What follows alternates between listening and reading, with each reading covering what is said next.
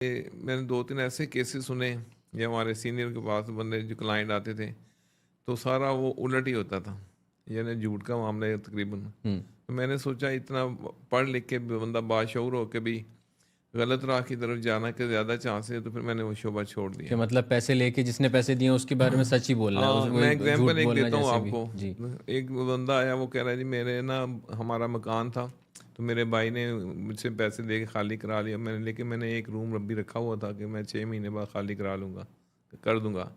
लेकिन अब वो मुझे कहते हैं तो मैं कर नहीं रहा, 1.5 साल हो गए हैं। तो मेरा जो सीनियर था, अल्लाह उनको बख्शे, वो उन्होंने कहा "ये मसला ही कोई नहीं, अब जब ताला तोड़े ना तो तुम एप्लीकेशन देना एसपी साहब को, तो उस पर पर्चा करा देना और 2-4 चीज़ें एक्स्ट्रा डाल देना, साथ में उसको 5 जूते डलवाएंगे, साथ में उसमें रिकवरी कराएंगे।" मैं सुन रहा था भी उसका भाई, उसने उस पर एहसान किया, 1.5 साल 6 माह की बजाय 1.5 साल टाइम दिया, तो वो ये ज़्यादती का सबक उसको दे रहे हैं। फिर एक गुजर आए, उन्होंने कहा जी इस तरह गली है, तो वहाँ हमारे गाय भैंसें खड़ी होती हैं, लोगों ने ये रास्ता है, तो क्या करें। वो लोग कहते हैं हम चाहते हैं रास्ता बंद करके कवर कर लें। उसने कहा चाचा बात ही कोई नहीं, हम स्टे ले लेंगे, तू दीवार कर ले, रातों रात दीवार कर ले, जो तोड़ेगा उस पर हम केस कर देंगे। उन्होंने कहा पुत्र कितने पैसे, उन्होंने कहा रुपया 5,000 लगेगा चाचा।